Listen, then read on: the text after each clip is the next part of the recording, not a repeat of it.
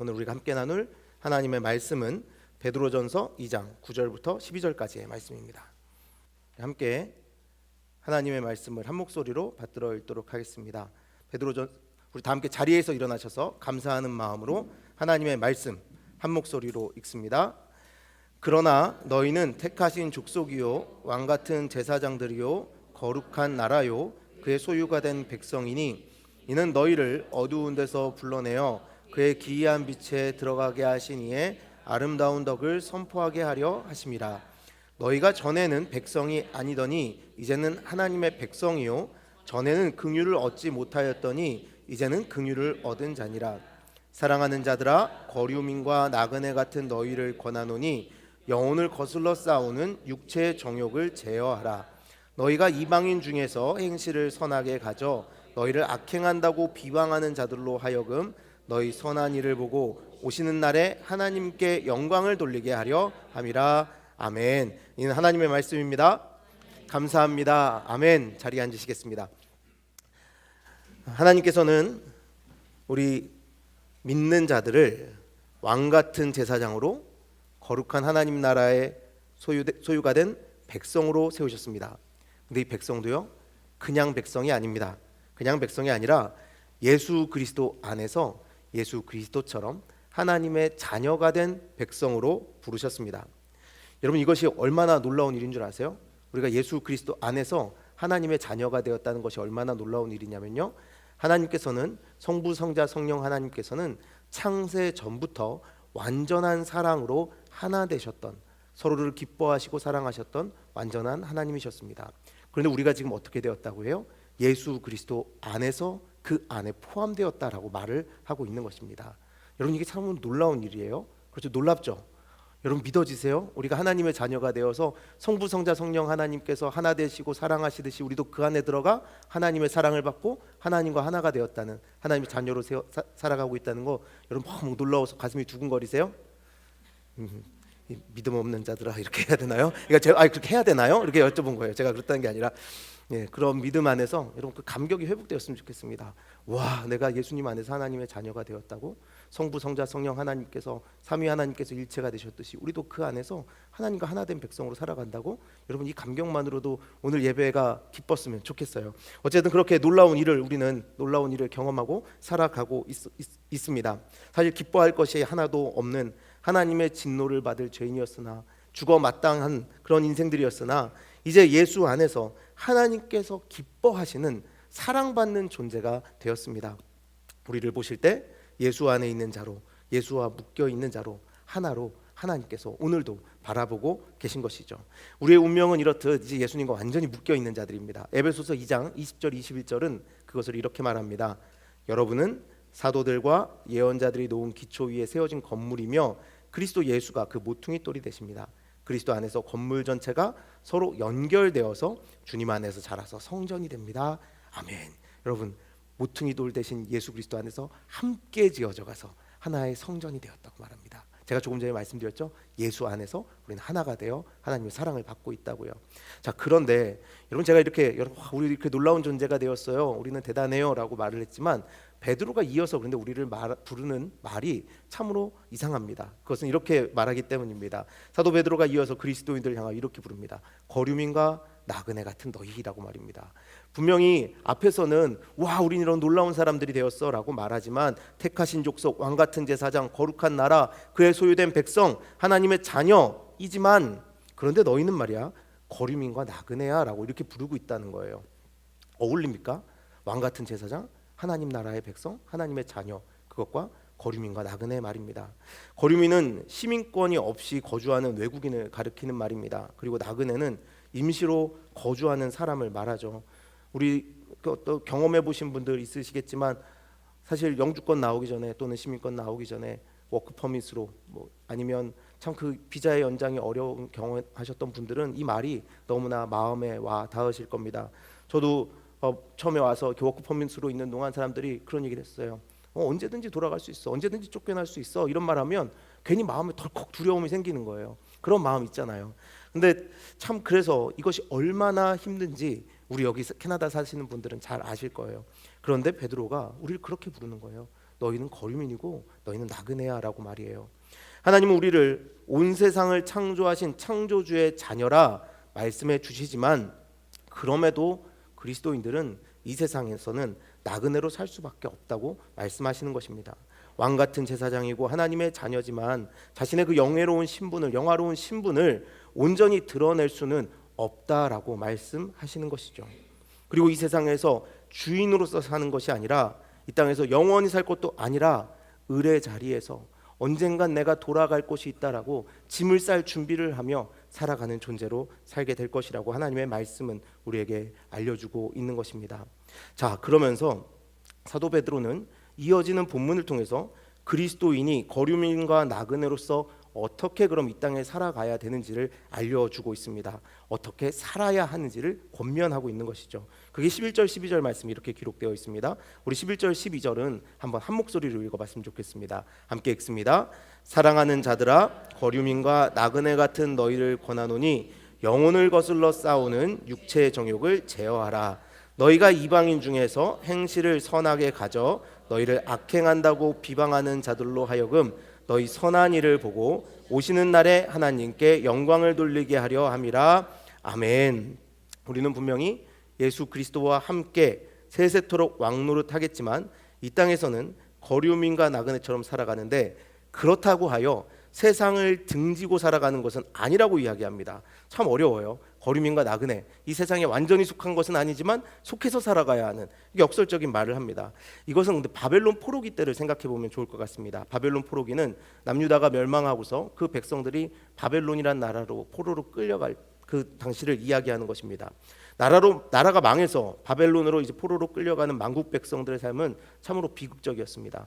물론 하나님께서 70년 후에 너희가 돌아올 것이다라고 선지자를 통하여 말씀해 주셨지만 누가 그 말을 믿을 수 있었겠습니까? 이게 쫄딱 망했는데, 남은 것이 아무것도 없는데, 그 터전도 남지 아니하고 모든 것이 무너진 상황에 그것을 믿을 만한 그 말은 아니었던 것 같습니다. 희망은 없고 이제 어떻게 살아야 하나, 영원히 종으로서 대대손손 영원히 종으로서 우리는 살 것인가. 이 바벨론이란 무너지지 않을 것 같은 거대한 제국 앞에서 그들은 좌절하고 눈물만 흘렸을 것입니다. 그런데 그때 선지자 예레미야가 바벨론의 포로로 끌려가는 자들을 향하여 하나님의 말씀을 전합니다. 예레미야 29장 5절부터 7절의 말씀입니다. 너희는 집을 짓고 거기에 살며 텃밭을 만들고 그 열매를 먹으라. 아내를 맞이하여 자녀를 낳으며 너희 아들이 아내를 맞이하며 너희 딸이 남편을 맞아 그들로 자녀를 낳게 하여 너희가 거기에서 번성하고 줄어들지 아니하게 하라. 너희는 내가 사로잡혀 가게 한 그 성읍의 평안을 구하고 그를 위하여 여호와께 기도하라. 이는 그 성읍이 평안함으로 너희도 평안할 것임이라. 유다 백성들이 그들이 잡혀간 땅에서 한탄하고 눈물을 흘리고 절망하면서 아무것도 하지 말라라고 말씀하신 것 아닙니다. 그들은 너희의 적이니, 그들은 이방인이니, 하나님을 모르는 자들이니 그들과 적대시하며 그곳에서 그 삶을 그냥 끝내라라고 말씀하시지 않으셨습니다. 하나님께서는 마치 그 땅에서 너희는 반드시 돌아올 것이지만, 돌아올 것임에도 분명하고 그 땅을 살아갈 때에는 그들 속에서 철저히 그들 안에서 살아가라라고 명령하셨습니다. 결혼도 하고 자식도 낳고 집을 짓고 살며 텃밭도 가꾸고 열매도 먹으라 말씀하십니다. 너희는 비록 포로로 잡혀온 거류민과 나그네지만 그 안에서 본토인처럼 살아가라고 말씀하셨죠. 그런데 거기에 다른 것이 하나 있습니다. 그것은 무엇이냐면 하나님께서는 그들에게 또 한 가지 명령을 더하십니다. 그것은 그 성읍의 평안을 구하고 그 성읍을 위하여 여호와께 기도하라라고 하신 것입니다. 물론 이것은 그 성읍이 평안해야 유다 백성들도 평안할 것이기에 주님께서 명령하신 것이기도 합니다. 그러나 생각해 보십시오. 바빌론은 유다의 원수입니다. 나의 어머니 아버지를 죽인 사람들, 이제 나는 그들에게 종으로서 살아가야 하는 그런 상황들입니다. 자기 조국을 파괴하고 정복한 바벨론 저주하고 싶었을 것입니다. 나의 부모를 잡아간 이들, 죽인 이들, 부모와 따로 살게 만든 그들을 보면서 그들은 그 이를 갈았을 것입니다. 하지만 하나님은 그 성읍의 평안을 빌라 하신 것입니다. 말하자면 이방 땅에 사로잡혀 있는 너희 유다 백성의 존재가 그들에게 복이 되어야 한다라고 하나님은 알려주신 것이죠. 여러분, 우리가 이 땅에서 하나님의 나그네 된 백성으로 살아갈 때에 이처럼 우리는 산속에 숨어서 혼자 살아가는 동떨어져 사는 존재가 되어서는 안 됩니다. 도대체 말이 통하지 않는 사람, 나 예수 믿어 하면서 주변 사람들 다 끊어버리고 너 예수 안 믿으니까 안 만나, 너 예수 안 믿는 사람들이랑은 어울리지 않아 이러면서 혼자서 고립되어 살아가라고 하나님은 말씀하시지 않습니다. 하나님은 철저하게 그 세상 속에 들어가서 그리스도인으로 살라 하십니다. 그리고 거기에 이 말씀을 더하시죠. 그러나 너희를 통하여 그들이 복을 얻게 하라라고 말씀하시는 것입니다. 그들의 그 이방인들의 그 우상을 섬기는 행위가 너희를 지배하게 하지 말고 너희가 그들을 위해서 기도해서 그들이 너희가 하늘로부터 받는 복을 누리게 하라라고 하나님은 명령하신 것입니다. 그런데 이 말씀이요, 사실 바벨론 포로기 때 이스라엘 백성, 남유다 백성들에게만 주어진 명령이 아니었습니다. 누구에게도 이 명령이 처음에 주어졌었느냐? 바로 아브라함에게도 주어졌었습니다.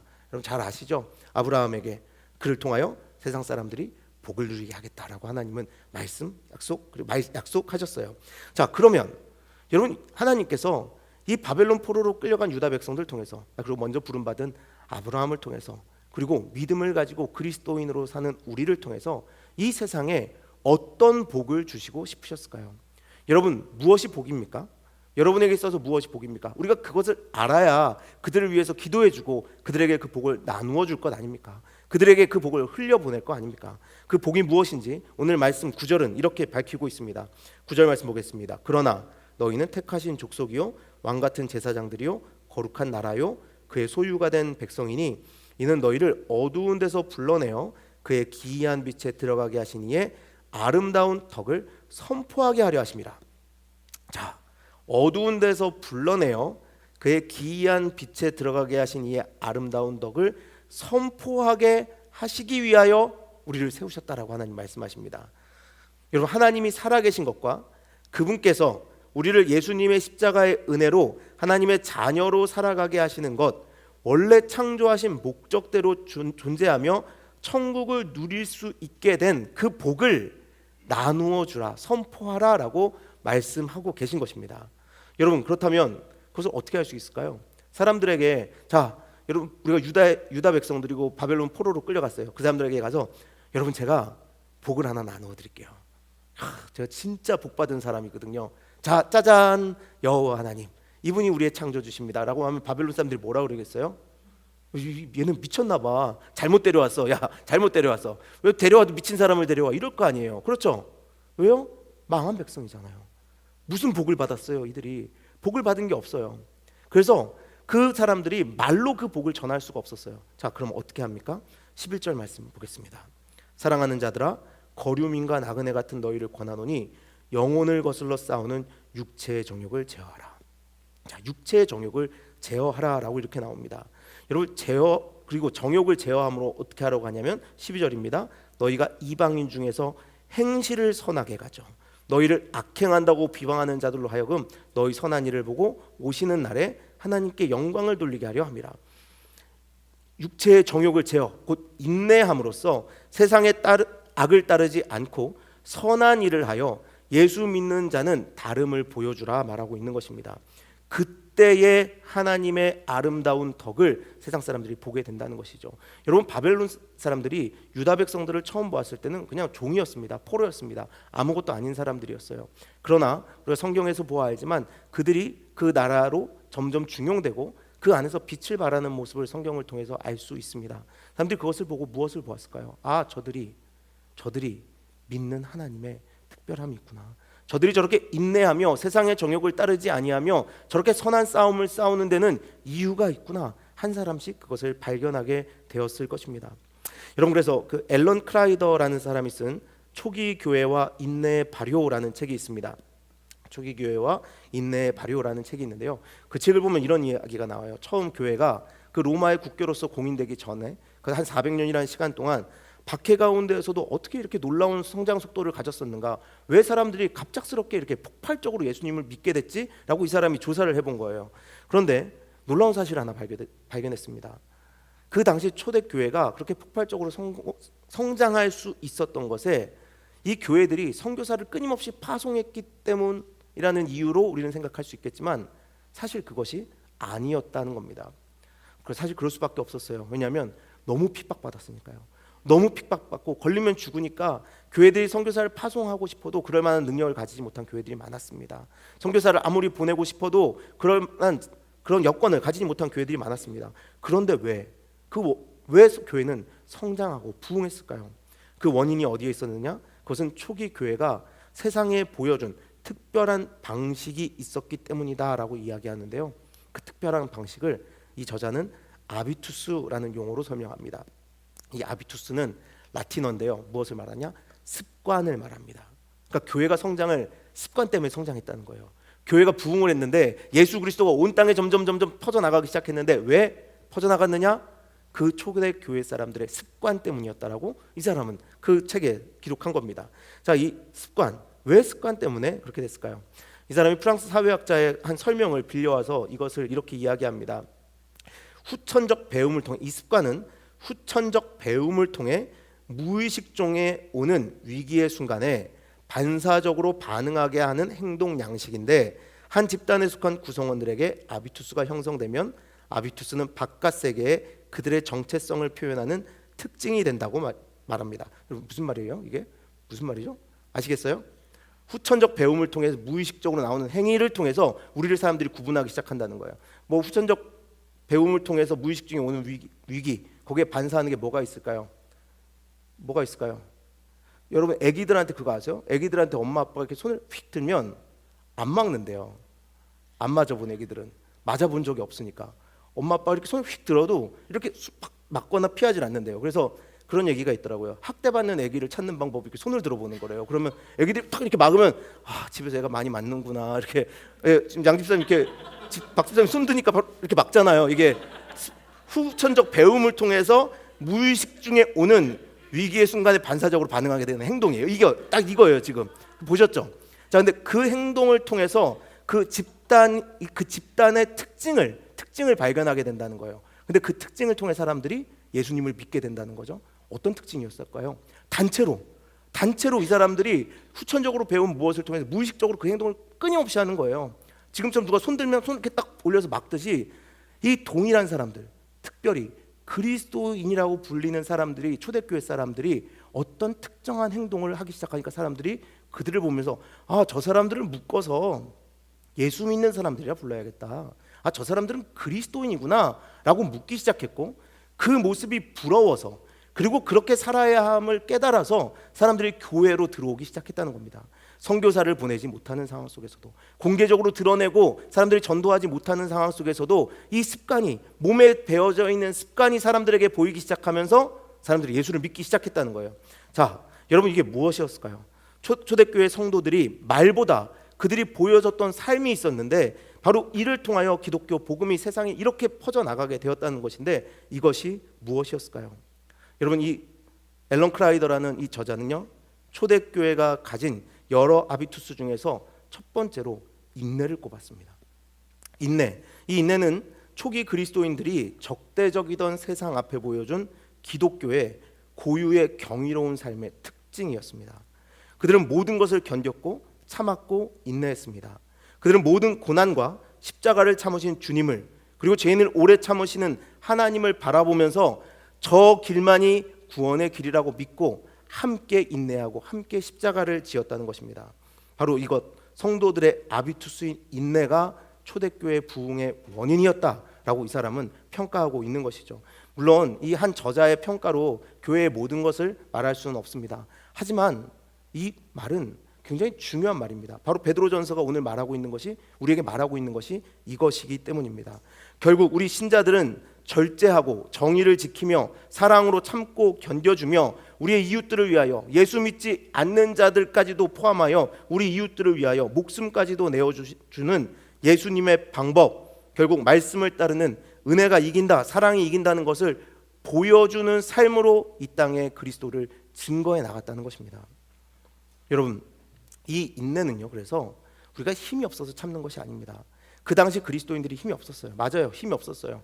사람들이 쉽게 신고하면 잡혀가가지고 사자밥이 되기 일쑤였습니다. 사람들이 신고해서 저가 그리스도인이라는 것이 밝혀지면 직장을 잃어야만 했습니다. 할 수 있는 것이 아무것도 없었어요. 법적인 보호도 받지 못했습니다. 왜냐하면 로마 황제를 신으로 섬겨야 되는데 그것을 부정했으니까요. 죽음이 코앞에 있는 사람들이었습니다. 그러나 그들은 그냥 억울해도 힘없으니 네가 참아, 이 말로 참았던 것 아니에요. 저도 캐나다 와서 참 많이 참게 됐습니다. 저는 왜 참은 줄 아세요? 영어 못해서요. 언어가 안 되니까 뭐 했다가도 뭐 어떻게 말 못하는 내가 참아야지 이러면서 참았어요. 되게 막 부당한 일을 당해도 말하려다가 헬로 어디서부터 시작하지 하면서 참았어요. 그건 힘없어서 능력이 없어서 참은 거죠. 그래서 초대교인들은 그래서 참은 거 아니에요. 그들이 참은 이유는 단 하나였습니다. 예수님 때문이었어요. 여러분 베드로전서를 기록한 베드로를 생각해 보십시오. 베드로가 예수님을 배신할 당시, 예수님을 저주하고 부인하고 예수님으로부터 떠날 당시 예수님께서는 잡혀가시고 매를 맞고 조롱을 당하고 있었습니다. 근데 베드로 생각에는 그것이 힘이 없어서 그런 줄 알았어요. 내가 메시아인 줄 알고 내 삶을 걸고 저를 따라왔는데, 저에게 능력이 있는 줄 알고 여기까지 왔는데 아니었구나. 매를 맞고 조롱당하고 사람들에게 저주의 목소리를 듣고도 가만 참고 있는 저, 십자가에 매달려 죽어야만 했던 저는 아무런 능력이 없는 힘이 없는 자이구나 라고 생각해서 베드로는 도망을 갔습니다. 희망이 더 이상 없다고 생각한 것이죠. 그런데 베드로가 누굴 만납니까? 부활하신 예수를 만나요. 부활하신 예수를 만납니다. 부활하신 예수님을 만난 후에 베드로는 깨달았습니다. 예수님의 순종의 그 인내가 곧 부활의 길이었구나. 오히려 내가 승리의 길이라고 생각했던 길이 사망의 길이었구나. 예수님께서 그때 인내하지 않으셨다면, 예수님께서 그 조롱을 참지 않으셨다면, 예수님께서 그 순간 나는 더 이상 못 해먹겠다라고 말씀하셨다면 나는 하나님의 진노 속에 죽어야 할 죄인이었구나라는 것을 그가 그때 깨닫게 된 것입니다. 나 같은 사람을 구원해 주시기 위하여 참으실 수밖에 없으셨던 예수님, 하나님의 아들이지만 본질상 진노의 자녀로서 하나님의 진노 속에서 영원한 지옥 속에 살았어야 할 나를 위해 죽으신 저 예수님의 그 인내가 나를 이렇게 오늘 하나님의 자녀로 살게 해주셨구나 라는 것을 그는 부활하신 예수님을 보며 알게 된 것입니다. 베드로도 그래서 어떻게 합니까?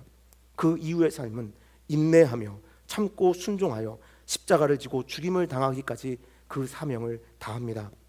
그러나 그가 머물러 있던 그곳, 그가 다니며 그리스도를 증거한 곳에는 교회가 세워졌고, 사람들은 천국에 대해 하나님께서 이루어 가시는 하나님의 자녀의 모습에 대해 듣고 깨달아 변화되기 시작했습니다. 여러분, 바로 이것이 인내의 능력이었습니다. 그 인내를 통하여, 참음을 통하여 예수 그리스도와 하나 되어서 십자가를 함께 짐을 통하여 온 땅 가운데 이 천국이 증거된 것입니다. 여러분, 이렇게 말하면 여러분 이렇게 말씀하실 수도 있어요. 내가 겪는 고난을 감히 네가 알아. 어떻게 참으라 마라. 이런 상황에서 말할 수 있어. 얼마나 신앙생활하기가 힘든지 아냐. 여기서 더 참으라고 말할 수 있습니다. 사실 그렇게 말씀하시면 죄송해요. 죄송하다라고 말씀밖에 드릴 수 없습니다. 제가 이렇게 주일날 여러분 이곳에 오실 때 어떤 상황에서 오시는지 다 알지 못하기 때문에 이런 말씀을 드리면서 죄송하다라고는 말씀드립니다.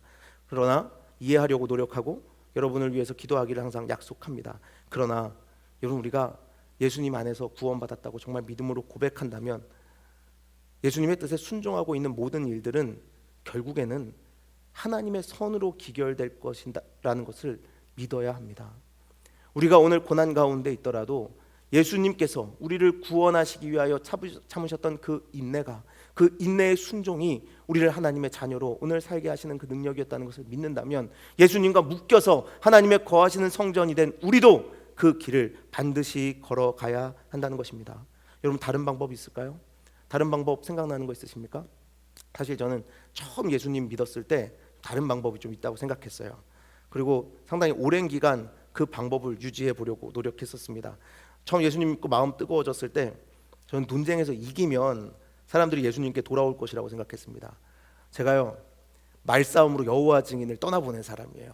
하다가 여호와 증인 됐어요, 그만합시다. 어딜 가냐고, 여기 앉으라고. 제가 막 앉으라고. 그래서 제 친구 군대 가는 날이었는데 역에서 제가 그러고 있으니까 야, 너 때문에 창피해서 나 그냥 혼자 군대 갈래, 그러고서 가는 거예요. 그래서 제가 거기까지 하고 막 가기도 했었는데, 그때는 논쟁에서 이기면 우리가 우리의 강함을 보여주고 우리가 합리적인 걸 보여주고 우리가 말로 그들을 이기면 분명히 저들이 예수 믿을 거야. 우리 분명히 하나님 나라가 이곳에 임할 거야 라고 이런 생각을 했었습니다. 오랫동안 그 생각했었죠. 근데 제가 다니던 그 본교회 청년부 목사님이 하루는 저를 부르더니 그런 말씀을 해주시더라고요. 광준아, 그렇게 싸움닭처럼 싸워서 네가 싸워서 논리적으로 이겨서 네가 만났던 사람 중에 예수 믿겠다고 한 사람이 있니? 라고 물어보시는 거예요. 근데 모르죠. 돌아가서 그들이 어떻게 됐는지 사실 모르니까요. 왜냐하면 싸우고 보냈으니까요. 맨날 와 내가 승리했다 막 이러면서 뭐 그 사람도 자기가 승리했다라고 생각할지 모르지만 그렇게 보냈으니까 그 사람이 예수 믿는지 안 믿는지 모르죠. 근데 마음속에 그런 생각은 들더라고요. 내가 이긴 건 뭐고 그 사람들에게 내가 진짜 전하고 싶었던 건 뭐지? 라는 의문은 들었습니다. 그러면서 그 목사님 저한테 얘기해 주셨어요. 황준아 이제 싸우지 마. 그냥 사랑해줘 라고 말씀하시더라고요. 그런데 여러분 다른 방법 정말 있습니까? 예수 그리스도께서 우리를 사랑하셨던 것처럼 낮은 자리로 오셔서 가장 낮은 자리로 오셔서 그 조롱을 참으시고 고난을 참으시고 십자가를 참으시고 그 인내함으로 하나님의 말씀에 순종하여 십자가를 지신 것 말고 우리가 구원받는 다른 방법이 있습니까? 있다면 여러분 따르면 됩니다. 그러나 우리는 믿음으로 구원받았다 할 때 오직 그 길만이 천국으로 가는 유일한 길이라고 말하기에 우리도 인내하며 순종하는 삶, 사랑하는 삶을 살아가는 것입니다. 그래서 베드로 사도는 베드로전서 4장 7절 8절에 이렇게 말합니다. 만물의 마지막이 가까이 왔으니 그러므로 너희는 정신을 차리고 근신하여 기도하라. 무엇보다도 뜨겁게 서로 사랑할지니 사랑은 허다한 죄를 덮느니라. 여러분 사랑이 이 어두운 세상 속에서 기도하고 정신을 차리고 근신하여 기도하고 깨어 있는 사람들의 그 사랑이 이 어두운 세상 속에서 어둠 속에서 죄악 가운데 살고 있는 사람들에게 예수 그리스도의 그 은혜를 깨닫게 해주고 사랑으로 말미암아 은혜를 깨닫게 해주고 그 은혜가 죄를 덮을 것이라는 겁니다. 우리가 사랑할 때에 우리가 예수 그리스도로부터 받은 그 사랑으로 온전히 목숨을 내어주는 사랑을 할 때에 이 세상 사람들도 이것이 은혜구나라는 것을, 이것이 하나님이 우리를 사랑하는 사랑이구나라는 것을 깨닫고 예수 그리스도를 만나 은혜로 말미암아 죄가 덮어지는 역사가 일어날 것이라고 베드로 사도는 이야기하고 있습니다. 여러분 이거는 예수님만 할 수 있는 일인가요? 예수님이야 하나님의 아들이니까 가능한 거지 라는 생각이 드십니까? 여러분 아닙니다. 예수님과 우리가 하나이기 때문에 이제부터는 예수님이 걸어가신 길 우리가 걸을 수 있고 예수님이 행하신 일 우리도 할 수 있게 된 것입니다. 앞에서 보았던 에베소서의 말씀처럼 그분이 모퉁이 돌이 되고 우리는 연결이 되어 성전이 되었으니까 우리 성도 하나하나가 함께 연결이 되어서 거룩한 하나님의 거하시는 성전이 되었으니까 우리가 서로를 격려하며 힘내서 함께 그 인내하는 습관으로 세상 사람들이 야, 저 사람들은 다르다, 저 사람들은 정말 다르다, 교회에 있을 때만 그리스도인이 아니라 하나하나 뿔뿔이 흩어져 있을 때도 그리스도인으로서 참 다르다, 저들이 가진 소망 나도 가지고 싶다라고 말할 수 있는 그런 능력의 사람들이 될 수 있다는 것입니다. 그래서 이제 세상 사람들은 우리가 인내하며 예수님께서 이 땅에 보여주셨던 선한 싸움을 싸워 나감으로 하나님을 알게 되고 만나게 될 것입니다. 요한복음 14장 8절 9절은 예수님을 본 자는 하나님을 보았다라고 말씀하고 있습니다. 빌립이 이르되 주여 아버지를 우리에게 보여주옵소서 그리하면 족하겠나이다. 예수께서 이르시되 빌립아 내가 이렇게 오래 너희와 함께 있으되 네가 나를 알지 못하느냐? 나를 본 자는 아버지를 보았거늘 어찌하여 아버지를 보이라 하느냐? 아멘. 여러분 보십시오. 예수님을 볼 때에 하나님을 볼 수 있게 되었습니다. 맞죠? 자, 그렇다면 오늘 우리를 보면 누가 보입니까? 우리 예수님이랑 하나라면서요. 예수님과 하나 된 성전이라면서요. 그럼 사람들이 우리를 보면 누구 봐야 됩니까? 하나님을 만나야죠. 하나님을 봐야죠. 우리가 살아가는 모습을 통해서 이 세상을 창조하시고 죽기까지 우리를 사랑하시는 하나님을 보아야죠. 맞습니까? 여러분 그렇게 믿으십니까? 여러분이 구원받았다 하는 그 믿음 안에 바로 이 내용이 포함됩니까? 여러분 그래야 합니다. 그런데 이렇게 살아가면 좋은 일만 생기면 얼마나 좋겠습니까? 좋은 일만 생기면 참고 인내했어요. 오랫동안 참고 인내했더니 하나님께서 좋은 거 주셨다. 이거 우리가 원하는 결과잖아요. 그렇죠? 결과잖아요. 그 전래동화처럼 고난이 있었지만 참고 견디고 선한 싸움을 싸웠더니 좋은 결과가 있었다. 이렇게 되면 참 좋잖아요. 그런데 이 세상 사람들이 이렇게 우리가 산다고 하여 우리를 다 인정해 주는 건 아닙니다. 우리를 다 인정해 주는 건 아니에요. 예전에 한 목사님이 저한테 그런 얘기 하시더라고요. 너가 목회를 하다 보면 성도들이 정말 너를 미워하는 날이 있어. 이렇게 얘기하더라고요. 혹시 여러분 손 들어봐 주세요. 제가 너무 미워가지고 막 지금 힘드신 분 네, 마음 손 빼요. 움찔거리지 말아요. 네.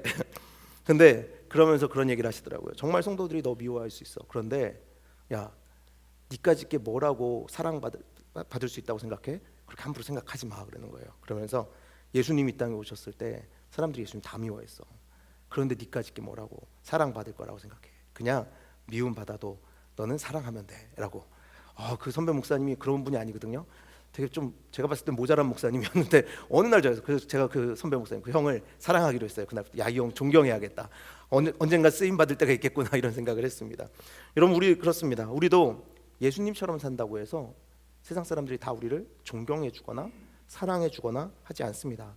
예수님은 그럼에도 불구하고 조롱당하고 고난당하고 아버지의 진노, 곧 우리가 받아야 할 하나님의 진노까지 뒤집어 쓰시며도 그 자리에서 인내하시며 견뎌내셨습니다. 우리를 살리기 위해서 말입니다. 그리고 지금 우리에게는 그 사명을 넘겨주셨습니다. 이제는 너희가 나의 사랑하는 자녀들 위해 가라. 이제는 너희가 아직 예수 그리스도를 알지 못해 그 천국의 복을 알지 못하는 이들에게 가라. 너희가 인내하여, 내가 인내하여 하나님께 순종해서 그들에게 너희에게 하나님 나라를 선물했던 것처럼 너희도 그들에게 가서 인내하며 하나님의 말씀에 순종하여 하나님의 복을 선물하라 말하고 있습니다. 내가 생각하는 만큼 사람들이 나를 인정해 주지 않아도 예수님도 멸시와 천대를 받으면서 걸어가셨던 길, 그러나 그 끝에 하나님의 영광을 보았던 그 길을 걸어가는 우리가 되어야 할 줄 믿습니다. 여러분이 세상에서 그리스도인으로 살아가기 위하여 사실 저는 얼마나 잘 애쓰고 계신지 알고 있습니다. 오늘 제가 이렇게 설교하지 않아도 여러분 다 알고 계세요. 우리가 뭐 말로 전도합니까? 우리 사는 모습으로 전도하죠. 다 말씀하시잖아요, 그렇죠? 그리고 얼마나 애쓰시는 줄 알아요. 애들한테 그래도 소리 한번 좀 덜 질러보자. 내가 그래도 욱 했다가도 내가 예수 믿는데 우리 애가 그래도 예수 믿는 날까지 좀 한번 참자. 그래서 하루에 10마디 욕할 거 9번만 하고 뭐 그런 거 하시잖아요, 그렇죠? 먼저 섬기고, 먼저 나누고, 먼저 사과하고, 먼저 사랑하고, 직장에서 남이 실수해도 내가 그걸 덮어주고자, 그 일을 막아주고자 그 자리까지 애써주고, 그리고 따뜻하게 한마디 해주고 힘내라고 하고.